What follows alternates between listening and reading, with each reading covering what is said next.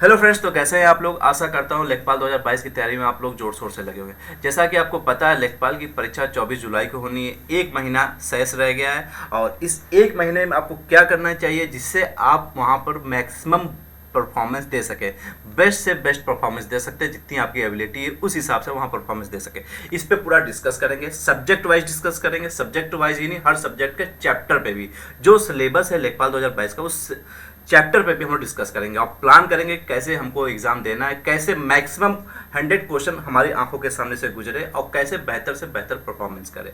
ठीक है, इस वीडियो में आपको ये सारी चीज़ें मिलेंगी। वीडियो बहुत ही इन्फॉर्मेटिव है, आपके लिए बहुत ही लाभदायक रहेगी। वीडियो ज़्यादा लंबी नहीं होगी, छोटी होगी। प्लीज़ पूरा देखिएगा। पूरा देखने के बाद आपको खुद एहसास होगा कि वीडियो बहुत अच्छी थी और इसलिए चैनल को भी सब्सक्राइब करना चाहिए। ठीक है, तो चलिए वीडियो शुरू करते हैं। आपके पास पहली बात तो ध्यान रखना है कि आपके पास बचा है एक महीना, 30 दिन।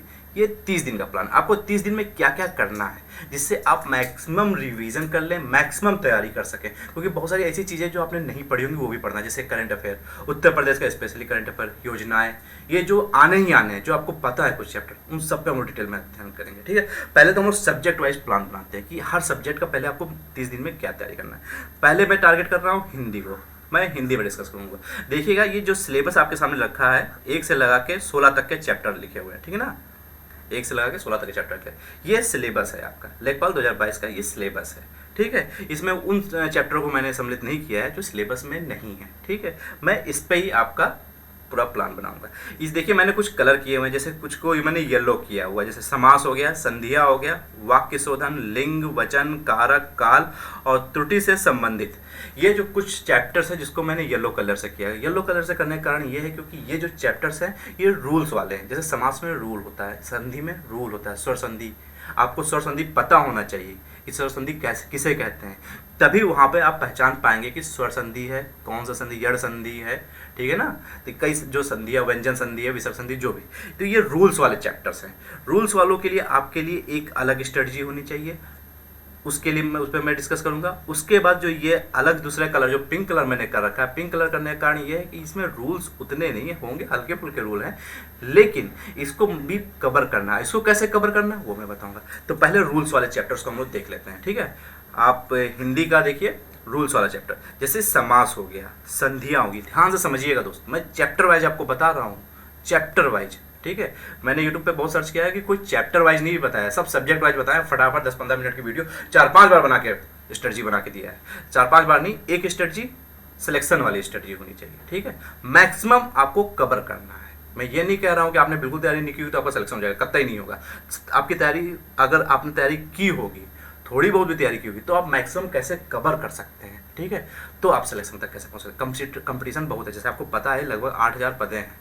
ठीक है, 8000 पदें हैं। एक बात सुन लीजिए, उसके बाद मैं आपको स्ट्रेटजी के बारे में बताता हूँ। 8000 पदें हैं और 2 लाख लगभग बच्चे बैठने वाले हैं। कितने? 2 लाख बच्चे बैठने वाले हैं। और ये वो बच्चे हैं जो क्रीम वाले बच्चे हैं। सभी बच्चे नहीं बैठ रहे हैं पेट वाले। ठीक है ना, जो छाटे गए हैं वही बच्चे हैं। तो ये सब टैलेंटेड हैं, मान के चलिए। 2 लाख में मान लीजिए 1 लाख तो टैलेंटेड है ही। तो आपकी कंपटीशन इसमें बहुत हाई है। आपको टारगेट कितना करना है वो भी मैं बताऊंगा। आपको मेहनत करनी है, मैक्सिमम टाइम देना है तैयारी के लिए। ठीक है ना, ये नहीं मैं कहूँगा कि जैसे कोई कह रहा है 12 घंटे, कोई कह रहा है 10 घंटे, कोई कह रहा है 4 घंटे। डज नॉट मैटर आप कितने घंटे दे रहे हैं। आप जितने घंटे दे रहे हैं उतनी आप स्टडी कर रहे हैं नहीं कर रहे हैं, ये इंपॉर्टेंट करता है। ठीक है, तो एक एक चैप्टर को आपको ध्यान में रख के चलना है। कुछ क्वेश्चंस ऐसे भी होंगे जो चैप्टर से बाहर होंगे। ठीक है ना, उस सिलेबस में नहीं होंगे, उस सिलेबस से थोड़े से हटके होंगे। उन चैप्टरों के बारे में भी मैं अपनी थोड़ी सी आपको राय दूंगा। वीडियो पूरी देखिएगा। चलिए, तो पहले डिस्कस करते हैं जो वो चैप्टर्स जिनमें रूल्स हैं। जैसे समास हो गया, समास में रूल होते हैं। संधियाँ हो गई, वाक्य शोधन में रूल होते हैं। लिंग हो गया, लिंग को पहचानने के कुछ तरीके होते हैं, कुछ शॉर्ट ट्रिक्स होते हैं। रूल्स एक तरह से मान लीजिए। ठीक, वचन हो गया, कारक हो गया, आप पूरे 8 कारक जो पढ़े होंगे। ठीक ना, काल हो गया, सबको, ये सारे रूल्स वाले हो गए। तो रूल्स में आपको क्या करना है, पहली बात तो आप जिस किताब से पढ़ रहे होंगे, बहुत सारे चैनल्स कह रहे हैं कि ये किताब आदित्य की पढ़ लीजिए या हरदेव बाहरी जी की पढ़ लीजिए। बहुत सारे, आदित्य के प्रकाशन की किताब भी अच्छी है, हरदेव बाहरी की किताब अच्छी है। जिस प्रकाशन की आप किताब से पढ़ रहे हैं वो अच्छी है, उस पर आप विश्वास रखिए। करना क्या है आपको, जो ये रूल्स वाले जो चैप्टर हैं इनके पहली बात तो आपको रूल्स फटाफट रिवीजन करने हैं। जितने भी रूल्स हैं आपकी सरसरी नज़र से गुजरना चाहिए। सरसरी नज़र से जब आपके रूल्स गुजरे होंगे, आपको पता होगा कि संधि जो है, स्वर संधि किसे कहते हैं, यड़ संधि किसे कहते हैं, व्यंजन संधि किसे कहते हैं, ये जो भी चीज़ें रूल्स हैं, आपको जब रूल्स पता होगा तब आप वहाँ पे रूल्स तो पूछेगा नहीं आपसे, ठीक है ना, रूल्स तो आना नहीं है, लिखित तो परीक्षा है नहीं, डिस्क्रिप्टिव पेपर है, वहाँ पे आएगा आपके पास ऑप्शन एग्जाम, वहाँ पे देगा एक शब्द, इसमें पूछेगा कौन सी संधि है, या इसका संधि विच्छेद कीजिए, ठीक है, या इसमें कौन सा काल है, ठीक है, ये पूछेगा। तो जब आपको रूल्स सारे पता होंगे तब आप अप्लाई करेंगे प्रैक्टिस सेट। बहुत सारे अच्छे प्रैक्टिस सेट्स हैं, ठीक है, कई सारे प्रकाशन के अच्छी प्रैक्टिस सेट हैं, जो विश्वसनीय प्रैक्टिस सेट्स हैं उसको आप लीजिए, उस पर प्रैक्टिस कीजिए। जब आप मैक्सिमम आप रूल्स आपने रिवीजन किया, अब एक तरफ प्रैक्टिस करना शुरू किया, प्रैक्टिस आपको डेली करना है, डेली, ठीक है ना। जब आप उसको बार बार प्रैक्टिस करेंगे, बार बार प्रैक्टिस करेंगे, तब आपका जो स्वर संधि पकड़ने की जो है ना काबिलियत, जो आपके अंदर कारक, कौन सा कारक है यहाँ पे, वो पकड़ने की काबिलियत है ना, वो दिमाग में आपके बिल्कुल वो स्वभाव में आ जाएगा। क्वेश्चन बहुत सारे ऐसे भी होते हैं जो रिपीटेड होते हैं, ठीक है, जो प्रीवियस ईयर के मतलब होते हैं, मतलब प्रीवियस ईयर किसी पेपर में पूछे गए होते हैं, वो भी क्वेश्चन आते हैं। तो आप ज़्यादा प्रैक्टिस कर रहे होंगे तो वो क्वेश्चन आपकी आंखों से गुजरा होगा तो वो भी सही होने के चांसेस आपके बढ़ेंगे।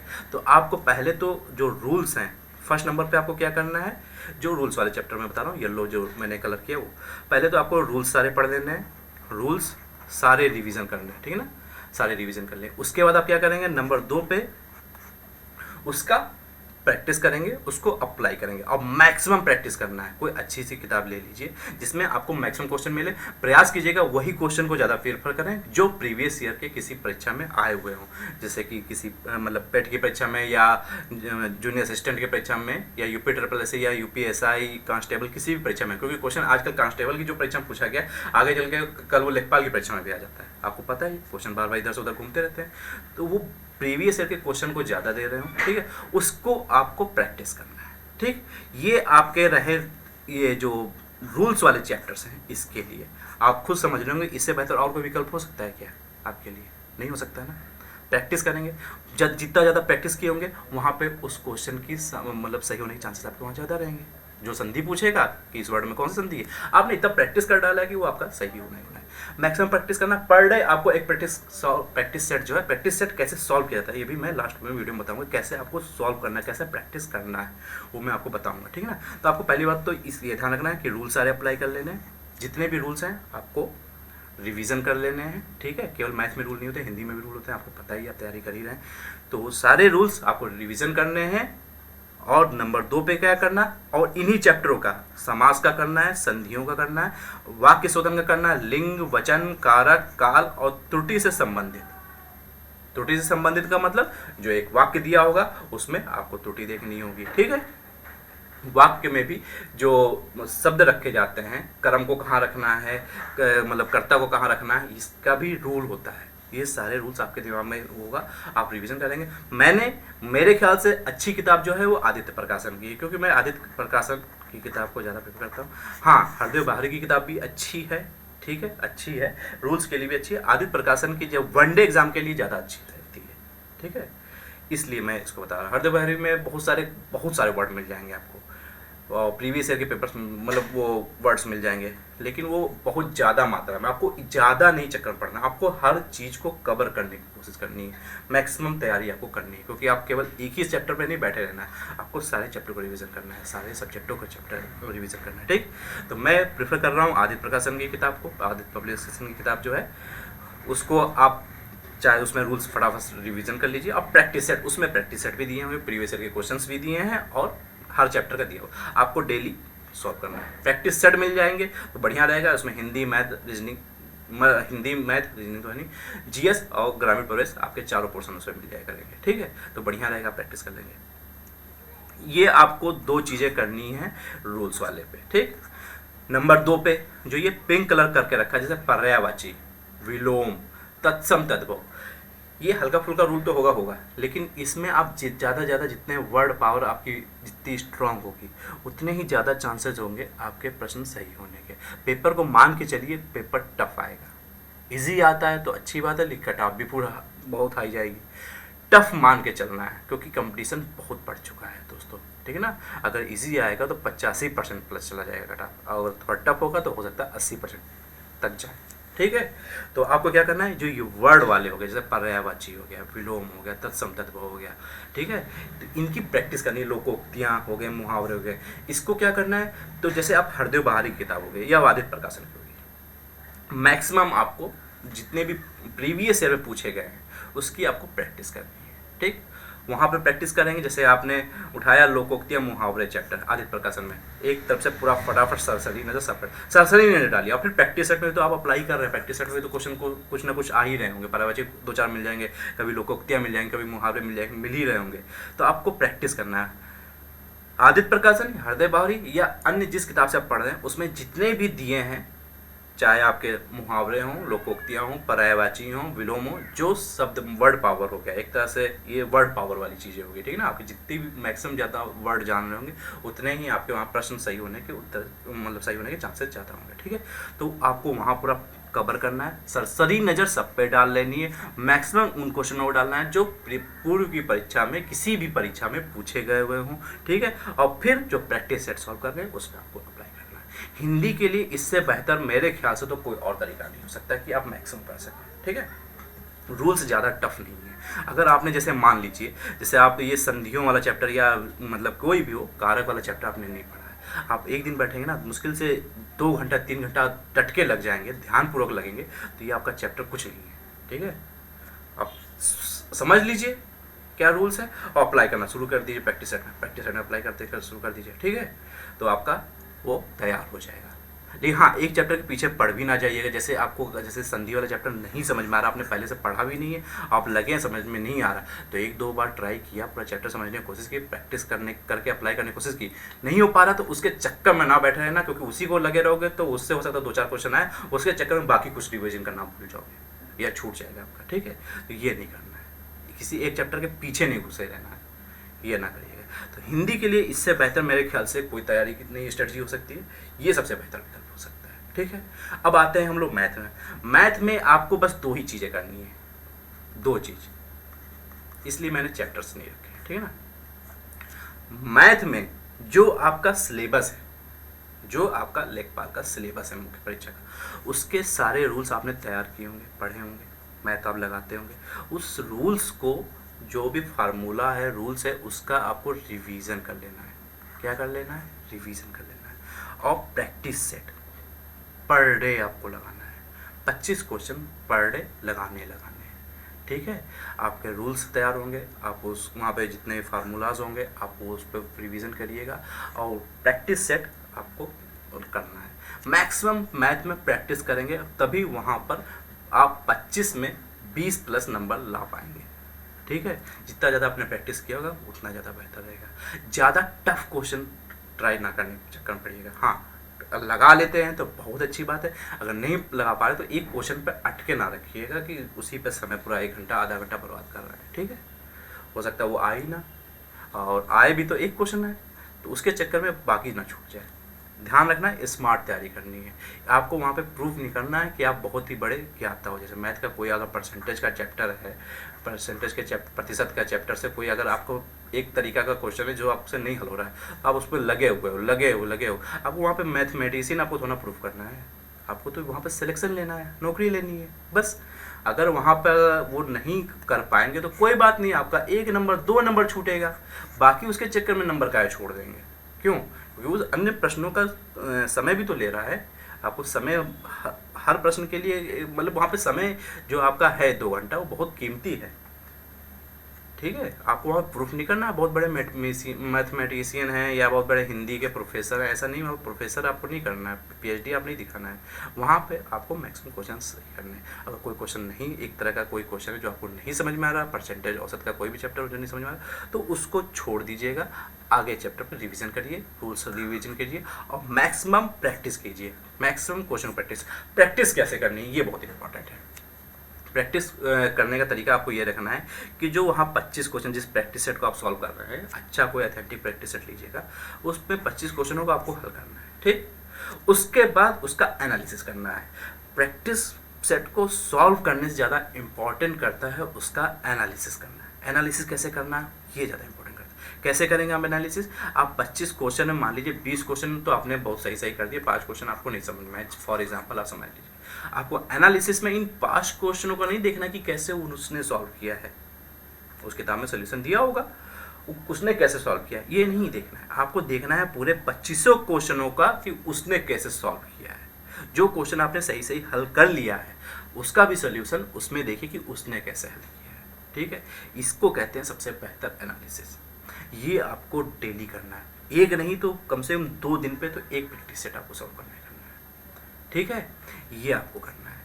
जैसे हिंदी वाले में भी प्रैक्टिस सेट में आपको यही करना है कि जो रूल्स वाले हैं आपके ख्याल से ये होना चाहिए संधि, वो देख रहे हैं ये संधि है तो थोड़ा सा कुछ लिखा होगा कि इस कारणवश ये संधि है। ठीक है, अगर नहीं कुछ समझ में आता है तो हमारे पास कमेंट कीजिएगा मेरे चैनल पे, इस किसी भी वीडियो पे, मैं उसका रिप्लाई करूँगा। अगर रिप्लाई नहीं कर सकता हूँगा, उस कमेंट में नहीं लिख सकता हूँगा, तो अगली वीडियो में उसके बाद उस प्रश्न का मैं उत्तर समझाऊँगा आपको कैसे वो क्वेश्चन सॉल्व करना, चाहे मैथ का हो चाहे हिंदी, किसी भी सब्जेक्ट का आप लेके आइएगा। ठीक है, तो आपको मैथ में क्या करना है, 2 काम करने हैं। क्या करना है, रूल्स फार्मूला जो लेखपाल का सिलेबस है मुख्य परीक्षा का, उसको पूरा रिवीजन करना है आपको।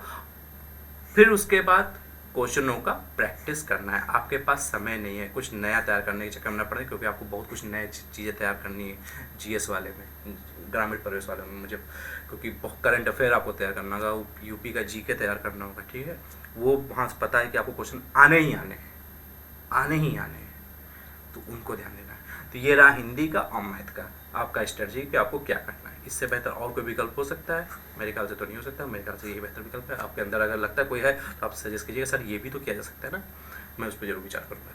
मेरे ख्याल से बेहतर यही है। ठीक, अब चलते हैं हम लोग जी के या जनरल अवेयरनेस, जीए पे हम लोग चलते हैं। ठीक है ना, सबसे इम्पोर्टेंट एक बात ध्यान रखिए, जीए के कुछ चैप्टर्स हैं वो आपके ग्रामीण प्रवेश वाले चैप्टर से भी मेल खाते हैं, और दोनों में क्वेश्चन आने कंपलसरी है। कौन से चैप्टर? उत्तर प्रदेश के जीके से संबंधित क्वेश्चन। आपको पता है उत्तर प्रदेश के जीके से संबंधित, अब इसमें देखिए, अभ्यर्थियों लास्ट में लिखा हुआ है, मैंने जो येलो कलर किया है, अभ्यर्थियों से उपरोक्त की सामान्य जानकारी अभिज्ञा विशेषता उत्तर प्रदेश के परिप्रेक्ष्य में अपेक्षित है। अब ग्रामीण प्रवेश क्या? ग्रामीण पृष्ठभूमि, उसमें योजनाएं पूछी जाएंगी। कौन सी योजनाएं पूछी जाएंगी? जो केवल अरुणाचल प्रदेश में लागू है, इंडिया अपने उत्तर प्रदेश में लागू नहीं है, वो पूछेंगे क्या? नहीं पूछेंगे ना, वो तो उत्तर प्रदेश में जो योजनाएं चल रही होंगी उसको पूछेंगे ना। तो ये दोनों चैप्टर सेम हुए कि नहीं? सेम हुए ना। तो उत्तर प्रदेश संबंधित जानकारी ग्रामीण प्रदेश मतलब वही हो गया।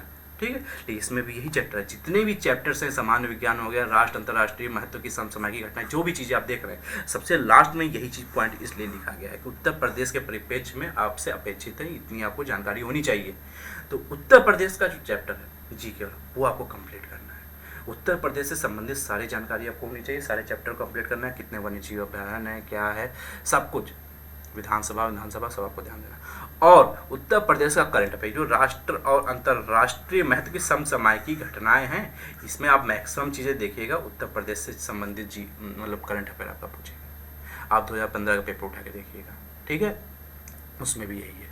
2015 में जो पेपर हुआ था, फर्स्ट पाली को चाहिए उठाइए, चाहे सेकंड पाली को उठाइए, उसमें योजनाएं बहुत पूछी गई। ग्रामीण प्रवेश में पूछे हैं, और यहाँ तक कि ये जनरल अवेयरनेस में भी पूछे हैं। दोनों जगह पूछा, दोनों जगह मिला के 7-8 क्वेश्चन पूछा गया है। 10 क्वेश्चन तक मान के चलिए डायरेक्टली या इनडायरेक्टली रूप से पूछा गया है योजनाओं से संबंधित, जो उत्तर प्रदेश की उस समय की वर्तमान गवर्नमेंट श्री अखिलेश यादव जी की, उसने लागू किया था, या प्रधानमंत्री श्री नरेंद्र मोदी जी के द्वारा लागू की गई थी योजनाएं, उनसे ज़्यादा तो पूछा गया। मनरेगा से 2-3 क्वेश्चन आई थी, और 10 क्वेश्चन जहाँ पर आपको पता है 100 क्वेश्चन में से 10 क्वेश्चन मतलब 10% इसी चैप्टर से आना है, तो आप उसके लिए क्या करेंगे? वो 2 चैप्टरों को कंप्लीट कर रहा है, जनरल अवेयरनेस को भी कवर कर रहा है, और आपका कहते हैं ये ग्रामीण प्रवेश को भी कवर कर रहा है।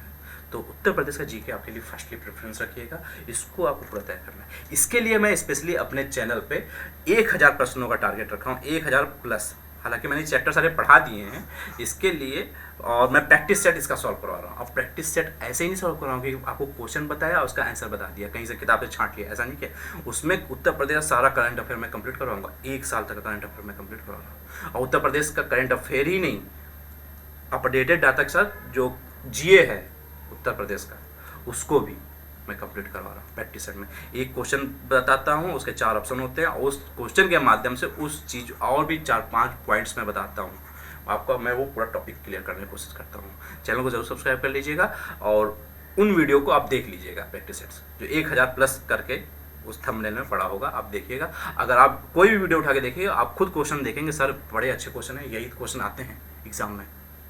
लेखपाल ही नहीं बता रहा हूँ मैं, पेट की परीक्षा के लिए भी बहुत इंपॉर्टेंट है। अगर आप पेट की तैयारी 2022 में भी टारगेट कर रहे हैं कि आप और भी मैक्सिमम परसेंटाइल ला सकें, इसके लिए आप तैयारी कर रहे हैं, अच्छा परफॉर्मेंस करें, देखिएगा वही उत्तर प्रदेश का पूरा जीके मैं कंप्लीट करवा रहा हूँ। उत्तर प्रदेश का पूरा करंट अफेयर अपडेटेड डाटा पूरा मैं कंप्लीट कर रहा हूँ। जीके का मतलब पूरा अपडेटेड डाटा है वो, ठीक है। और क्वेश्चन के माध्यम से 10 तरह की जानकारी आपको मिल रही है, कुछ ना कुछ तो पूछेगा, पूरा टॉपिक मैं क्लियर कर रहा हूँ, ठीक है। वीडियो देखिएगा, आपको लगेगा कि हाँ आपके लिए बहुत लाभदायक है वो, ठीक। अब आगे आते हैं उत्तर प्रदेश संबंधी जो जानकारी होगी। सामान्य विज्ञान, आप ध्यान दीजिएगा, सामान्य विज्ञान है, जानते हैं हर जगह सामान्य विज्ञान ही लिखा होता है, कोई आपको इंटर की साइंस नहीं आनी है, सामान्य विज्ञान हो गया, ठीक है। अभी आप इसको हटा के रखिए, जो पिंक कलर के हैं, भारत का इतिहास और भारतीय राष्ट्रीय आंदोलन, मतलब आधुनिक इतिहास, भारतीय राष्ट्रीय आंदोलन जितने भी हुए हैं, आंदोलन, भारत छोड़ो आंदोलन, ये सब जो आधुनिक इतिहास एक तरह से मान लीजिए।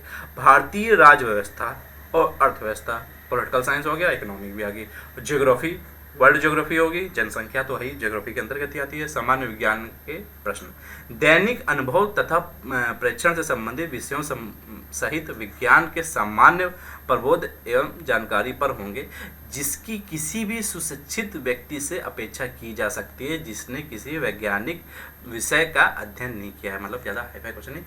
आप एक चीज़ ध्यान रखिएगा, जो ये सब्जेक्ट बताया जा रहा है ना, जैसे जनरल साइंस हो गया, जनरल साइंस आपने पढ़ा होगा, हिस्ट्री आपने पढ़ी होगी, ठीक है, पॉलिटिकल साइंस पढ़ी होगी, और इकोनॉमिक्स पढ़ी होगी, ज्योग्राफी पढ़ी होगी, ये जो सब्जेक्ट्स हैं आप चाहे यूनिक से पढ़े हों, चाहे लूसेंट से पढ़े हों, चाहे घटना चक्र से पढ़े हों, किसी भी प्रकाशन की किताब से आप पढ़े हों, इसको अब दूसरे प्रकाशन की किताब से पढ़ने का प्रयास न कीजिएगा, क्योंकि आपके पास इतना समय नहीं बचा हुआ। इसके लिए मैं आपसे रिक्वेस्ट कर रहा हूँ, आपने जिस किताब से पढ़ा है वहीं से आप रिवीजन कर लीजिए, बस इस सब्जेक्ट के लिए इतना समय दे दिया बहुत है, ठीक है। आपको उत्तर प्रदेश का जीके जहाँ से पता है कंफर्म आना है, उसको कंप्लीट कीजिए।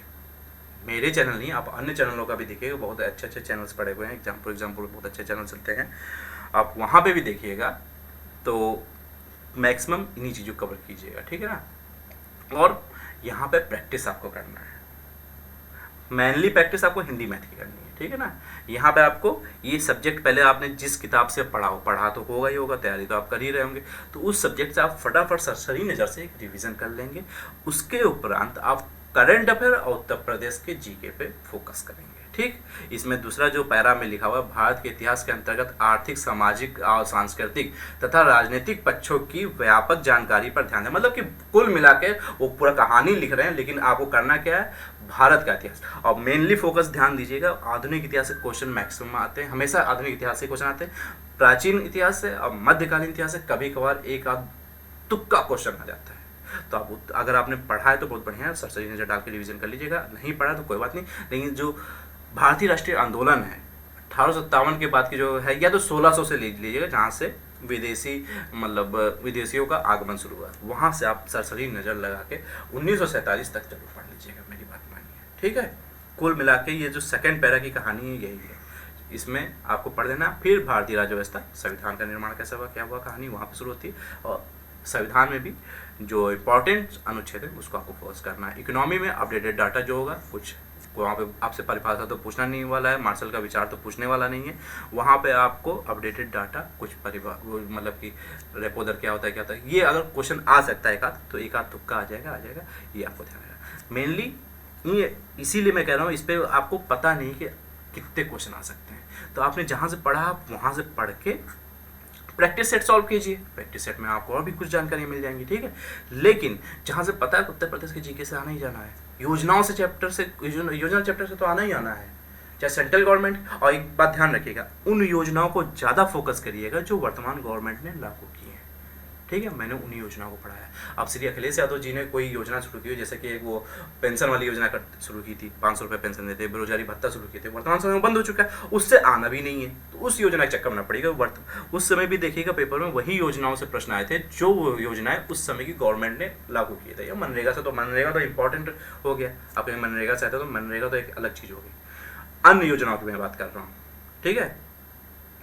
तो वर्तमान में देखिएगा जो स्टेट में श्री योगी आदित्यनाथ जी के द्वारा जितनी भी योजनाएं लॉन्च की गई, 5 साल का कार्यकाल पूरा हो चुका है, दूसरा 5 साल का कार्यकाल शुरू हो चुका है, ठीक है। तो इसमें जितनी योजनाएं पूछी गई, मतलब उन्होंने लागू की हैं, उसको आपको देखना है, सरसरी नजर डालना है, मेरे वीडियोस देख लीजिएगा, मैंने पढ़ाया। प्लस स्टेट गवर्नमेंट में श्री नरेंद्र मोदी जी हैं 2014 से, उस समय से जो जितनी योजनाएं लॉन्च की गई हैं, ठीक है, और अटल बिहारी वाजपेयी के टाइम के जितनी योजनाएं लॉन्च की गई हैं, ठीक है, और जो इम्पोर्टेंट योजनाएं हैं उस सारे मैंने योजनाएं पढ़ाई हैं, हालांकि आप वीडियो देखेंगे तो आपको समझ में आ जाएगा, तो उन योजनाओं को फोकस कर लीजिएगा, ठीक है, जहाँ से आपको पता है कुछ ना नहीं हमें। और छिटपुट चैप्टर्स हो गए, जैसे कि जनसंख्या, 2015 में क्वेश्चन आया था जनसंख्या से, ठीक है, क्यों आया था, 2011 का जनगणना उस समय तत्काल हुआ था, इस समय 2021 की जनगणना तो अभी हुई नहीं है, ठीक है, तो आ सकता है तो 2011 जनगणना आएगा, जो डाटा काफ़ी कुछ चेंज हो चुका है, 10 साल बीत चुके हैं उस डाटा के, ठीक है, तो उसको भी एक सरसरी नजर डाल लीजिएगा, उत्तर प्रदेश के परिप्रेक्ष्य में डाल लीजिएगा कि टोटल पॉपुलेशन तो काफ़ी बढ़ चुकी है, उसमें 19 करोड़ समथिंग कुछ था, अब इस समय करीब 25 करोड़ जनसंख्या हो चुकी है उत्तर प्रदेश की, तो डाटा काफ़ी चेंज हो चुका है, लेकिन आप एक सरसरी नजर डाल लीजिएगा, और उत्तर प्रदेश का जीके जरूर पढ़िएगा, अपडेटेड डाटा जरूर पढ़िएगा, ठीक है, और करंट अफेयर पढ़ना है आपको, ठीक। तो सामान्य ज्ञान में या जनरल अवेयरनेस में या जनरल नॉलेज जो भी आप करना चाहें, जनरल स्टडी, इसमें आपको ये कार्यक्रम करना है, आपको इतना करना है, 1 महीने में आपको ये चीज़ें करनी है। जितने सब्जेक्ट्स आप देखो, मैं पॉइंट वाइज आपको बता दे रहा हूँ, आपका कन्फ्यूजन होगा। जो सब्जेक्ट आपने पढ़े हैं, जिस भी बुक से पढ़िए उसी बुक से आप रिविज़न कर लीजिए, जैसे general science, history, political science, geography और इकोनॉमी, ठीक ना, इन सबको आपको करना है। नंबर 2 पे उत्तर प्रदेश का जीके आपको पढ़ना है, इसको छोड़ के ना जाना भैया, नहीं तो वहाँ पे आपको पता लगेगा कि 10 क्वेश्चन आपने इसी मूर्खता में छोड़ दिए, ठीक। नंबर 3 पे योजनाओं वाला चैप्टर आपको पढ़ना है, योजना वाला, उत्तर प्रदेश का जीके और उत्तर प्रदेश का करंट अफेयर भी, उत्तर प्रदेश का करंट अफेयर और नेशनल इंटरनेशनल करंट अफेयर तो आपको देखने हैं, लेकिन उत्तर प्रदेश का करंट अफेयर स्पेशली आपको देखना है, ठीक है, ये नहीं छूटना चाहिए।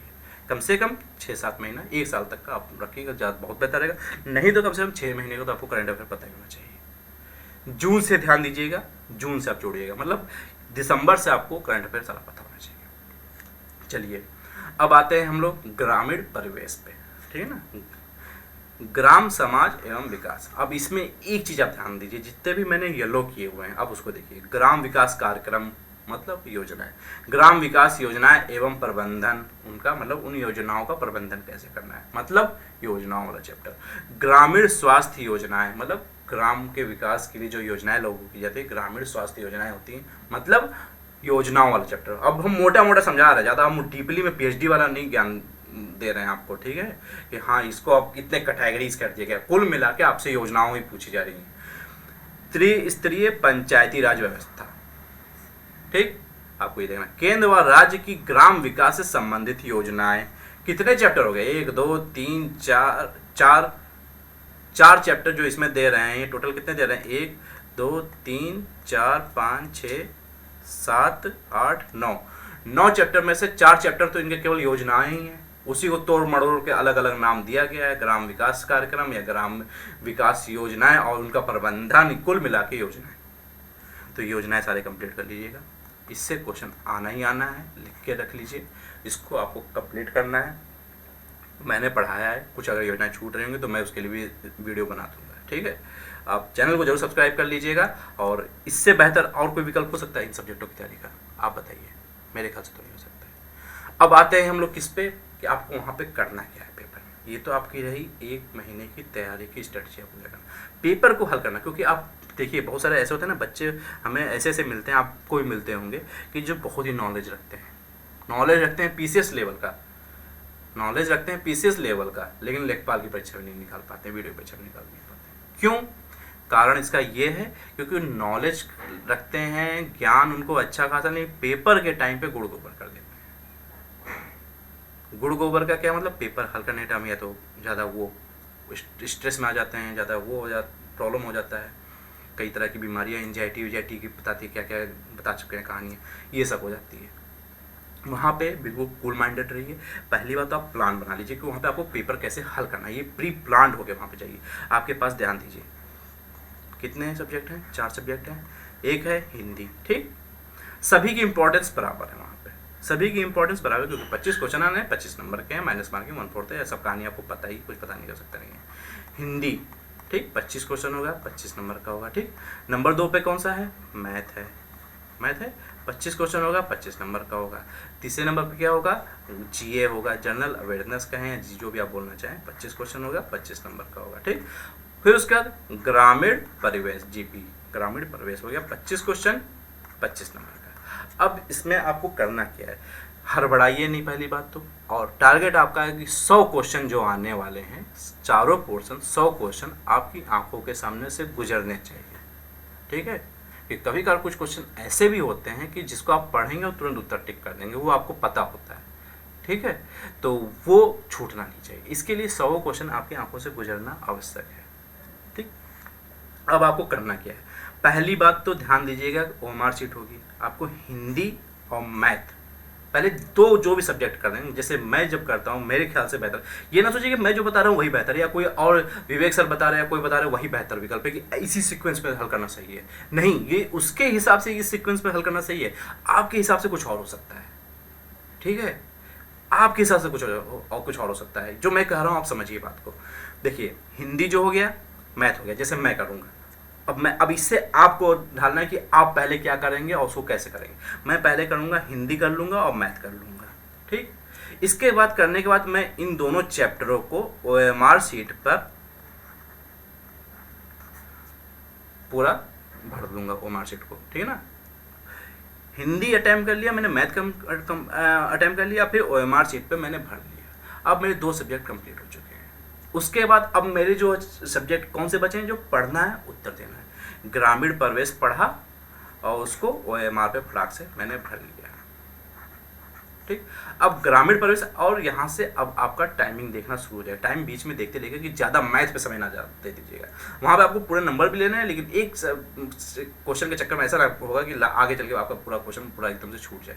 इसमें ये नहीं कह रहा हूँ कि आप हो सकता है कि ग्रामीण परिवेश और जीए को आप पहले हल करना शुरू करें, समझना शुरू करें, क्योंकि आप समझते हैं कि इसमें पढ़ना, उत्तर देना है, फटाफट आपका समय बचेगा, बाद में आप मैथ में लगाएंगे। लेकिन मैथ में लास्ट में ये होता है कि आपके पास मैथ में आपको हल करना होता है, आपको हर क्वेश्चन थोड़ा समय देना पड़ता है, ठीक है, और लास्ट टाइमिंग भी चल रही होती है, तो इससे क्या होता है, आपके दिमाग में प्रेशर बढ़ना शुरू हो जाता है। तो जो आप फटाफट कैलकुलेशन करते हैं नॉर्मल माइंड से, जब आप दिमाग में प्रेशर आपके पड़ता है तो वो कैलकुलेशन थोड़ा सा लेट होने लगता है, जिससे आपको क्वेश्चन में थोड़ा समय ज़्यादा लगने लगता है और लास्ट में कुछ क्वेश्चन छूट जाते हैं। इसलिए मैं मैथ कह रहा हूँ कि पहले सेट पे आपको निपटा लेना, 2 सब्जेक्ट कोई भी चुन लीजिए, उसके साथ मैथ को चुन लीजिए, चाहे हिंदी, जीएस, जीए, जीपी, जो भी चुनना है, इसमें से कोई 3 सब्जेक्ट में से एक सब्जेक्ट चुन लिया और मैथ को चुनिए, और इनको हल करने के बाद ओएमआर शीट को पूरा ब्लर कर लीजिए, ठीक है। उसके बाद जो आपके लास्ट का जो सब्जेक्ट बचा होगा, वहाँ पे आपको क्वेश्चन करते रहना, टाइम पे ध्यान दीजिएगा, पढ़िए फटाफट और ओएमआर को भरते जाइए। यहाँ पे 5 क्वेश्चन पढ़ा, फटाक से भरा, 5 क्वेश्चन पढ़ा, फिर फटाक से भरा, ये करिएगा लास्ट में। देखिएगा इस तरीके से आपके 100 क्वेश्चन आपकी आंखों के सामने से गुजरेंगे, और आपको टारगेट कितना रखना है, 95 क्वेश्चन अटैम्प्ट करने हैं। क्योंकि आप कितना भी सही बता दीजिए कि हाँ मैंने 90 क्वेश्चन अटैम्प्ट किया, 90 क्वेश्चन में सही है, ऐसा नहीं होता है। 4-5 क्वेश्चन कुछ ना कुछ गलत हो जाते, कहीं ना कहीं आप कुछ ना कुछ चीज़ें चूक जाते ही, ठीक है। तो इसलिए मैं बता रहा हूँ कि अगर आप जनरल कैटेगरी के हैं, जनरल कैटेगरी या ओबीसी, दोनों की कहानी लगभग सेम हो गई, या 1-2 नंबर की कहानी में डिफरेंस रहता है, तो मतलब 85+ को आपको टारगेट करना है, ठीक है ना। उसके अलावा जो अन्य हो गए वो 80+ को टारगेट करेंगे। आप कहेंगे सर बहुत ज़्यादा बता रहे हैं, ज़्यादा इसलिए बता रहे हैं कि अगर आप 85+ टारगेट करेंगे तो 80% ले आएंगे नंबर, तो 80 तक कट ऑफ हो सकती है जनरल ओबीसी की, चाहे, ठीक है, हो सकती है। वो अभी तो पेपर आया नहीं है, पेपर टफ आया, इजी आया, कुछ कहानी पता नहीं है, लेकिन आपको टारगेट मैक्सिमम करना है। मैं तो कहता हूँ 85 भी अपना टारगेट करो यार। आपके अंदर योग्यता अगर 90+ लाने की है, आप किसी को नहीं पता, टॉपर को भी नहीं पता होता कि वो टॉप करने वाला है एग्जाम में। आप भी जान समझते हो ना, अगर टॉपर को बता दीजिए पहले कि वो टॉप करने वाला, तो एग्जाम में फेल हो जाएगा वो। अगर भगवान उतर जाए, भविष्य से बता दे आके कि तुम इस परीक्षा में टॉप करने वाले हैं, तो फेल हो जाएगा, क्योंकि प्रेशर बढ़ जाएगा, तैयारी घोच पोच हो जाएगी बिल्कुल। ठीक है, तो ये नहीं करना है। आपको तैयारी क्या करना है, पूरा मैक्सिमम वहाँ परफॉर्मेंस करना है। आपको 100 क्वेश्चन आपकी आंखों से गुजरने चाहिए, और मैक्सिमम जो आपको उन क्वेश्चनों को अटेम्प्ट करना है जो आपको कंफर्म पता है। 4 ऑप्शन होते हैं, किनको किनको अटेम्प्ट करना है, आप कैसे 95 तक पहुँचेंगे। जिनमें आपको कंफर्म पता है उसको तो अटेम्प्ट करना ही करना है। ठीक है, अब ये कहानी सुन लीजिए किन क्वेश्चनों को अटेम्प्ट करना है। उसके बाद कुछ क्वेश्चन ऐसे होंगे जिनको आपने पढ़ा होगा लेकिन उत्तर आप भूल रहे होंगे, धुंधला कुछ याद होगा, कंफर्म उत्तर याद नहीं आ रहा होगा। उसमें क्या, आप 2 ऑप्शन पे डाउट पे चले जाएंगे। ऐसे भी कुछ क्वेश्चन होते हैं कि यार ये तो दोनों नहीं है, लेकिन इन दोनों में से कोई ना कोई सही है, कंफर्म लग रहा है मुझे। अगर वहाँ पे आपको कंफर्म लग रहा है 2 क्वेश्चन पे 50-50 चांसेस है, आप वहाँ पे उसको अटेम्प्ट कीजिए। ठीक है, वहाँ पे उसको अटेम्प्ट कीजिए, क्योंकि आपको बताते जो अच्छे नंबर लाते हैं ना 85% नंबर लाए होंगे प्लस में, तो उसको गारंटी ले रहे 85 क्वेश्चन कंफर्म नहीं पता होंगे। कुछ क्वेश्चन ऐसे भी जो डाउट में रहते हैं, लेकिन उनको 2 ऑप्शन में डाउट रहता है, उसको अटेम्प्ट करते हैं। हाँ, 3 ऑप्शनों पर डाउट हो गया, 4 ऑप्शनों पर डाउट है, भले आपने पढ़ा नहीं, 4 ऑप्शनों पर डाउट है, उसको ना अटेम्प्ट करना भैया, नहीं तो हो जाएंगे माइनस मार्किंग। ठीक है, या अलग बाई चांस सही हो गया तो 1 नंबर मिल जाएगा। तो आपको जो 2 क्वेश्चन अटेम्प्ट करने, मतलब 2 क्वेश्चनों पर अगर आपको डाउट हो रहा है तो उसको अटेम्प्ट करिएगा, तब आप जाके कहीं 90 प्लस या 95 तक क्वेश्चन अटेम्प्ट कर पाएंगे। ठीक है, तो ये आपकी स्ट्रेटजी रही। आपको लगता है स्ट्रेटजी मैंने बेहतर आपको बताया है, आपके तैयारी में ये कुछ योगदान अच्छा दे सकता है, चैनल को जो जरूर सब्सक्राइब कीजिएगा। और जो मैं प्रैक्टिस करवा रहा हूँ 1000 क्वेश्चनों का, 1000 प्लस क्वेश्चनों का, मतलब कि उसमें उत्तर प्रदेश का सारा जीके कंप्लीट करवा दूंगा, उत्तर प्रदेश से रिलेटेड सारा करंट अफेयर कंप्लीट करवा दूंगा। वो आपके लिए बहुत फ़ायदेमंद है, आप उन वीडियो को देखिएगा, तैयारी मेहनत से कीजिए। आपको टाइमिंग डेली कम से कम 6 घंटे प्लस देंगे मिनिमम, क्योंकि आप एक प्रैक्टिस सेट सॉल्व करेंगे तो कम से कम 2 घंटा तो उसी में आपका चला जाएगा, और उसका एनालिसिस करना है। उसके बाद आपको पढ़ना भी है, अपना चीज़ें कंप्लीट करनी है। ठीक है, तो मेहनत कर लीजिए, 1 महीने का समय है, 1 महीने आप डट के बिल्कुल मेहनत कर लेंगे, 10-12 घंटा आप ढंग से पढ़ लेंगे, मतलब 10-12 घंटे मतलब पढ़ेंगे आप, दिखावे में नहीं कि अपने पेरेंट्स को या अपने आप को भी। कभी कभी लोग बहुत सारे ऐसे बच्चे होते हैं, मैंने तो यह समय दिया पढ़ेगा लेकिन मेरा सिलेक्शन नहीं हुआ, तो एग्जैक्टली तुम अपने आप को बेवकूफ़ बना रहे हो, तुमने ठीक से नहीं उस समय ध्यानपूर्वक नहीं पढ़ा। आप ये करना है आपको, ठीक है ना। मैक्सिमम टाइम जितना दे सकते हैं आप उतना दीजिए। बहुत सारे बच्चे होते हैं ज़्यादा देर तक नहीं पढ़ पाते, तो क्या करिए 1 घंटा 1.5 घंटा पढ़िए, उसके बाद 15-20 मिनट का ब्रेक लीजिए, उसके बाद फिर से पढ़िए। ठीक, आप इस तरह से कीजिए। देखिए मैक्सिमम नंबर लाना है आपको, और टारगेट कितना होना चाहिए, मैक्सिमम नंबर का कितना टाइमिंग आपको वो देना है, मैक्सिमम जितना दे सकते हैं उतना देना है। मैं मैक्सिमम वर्ड यूज़ करता हूँ, मैं कोई एग्जैक्टली आंकड़ा नहीं बता दूँगा आपको इतने घंटे पढ़ना है या इतने नंबर लाने हैं। अगर मैं 80 बता दिया और 81 नंबर कट ऑफ चली गई तो फिर आप मुझे वो गाली दोगे। इसलिए आपको मैक्सिमम जितना आप कर सकते हो नंबर गेन कर सकते हो उतना करना है, ठीक है। और मैक्सिमम जितना आप स्टडी को टाइम दे सकते हो उतना आपको देना है। तो स्ट्रेटजी आपको कैसी लगी, चैनल को जरूर सब्सक्राइब कीजिएगा, और 1000 प्लस वाला जो मैंने बताया है, जो मैं प्रैक्टिस सेट सॉल्व करवा रहा हूँ, उसको जरूर देखिएगा, आपके लिए लाभदायक रहेगा। आप देखिएगा तो आप खुद कहेंगे हाँ सर क्वेश्चन बहुत अच्छे हैं, और इसी तरह के क्वेश्चन एग्जाम में आते भी हैं, ठीक है। तो वीडियो देखने के लिए धन्यवाद।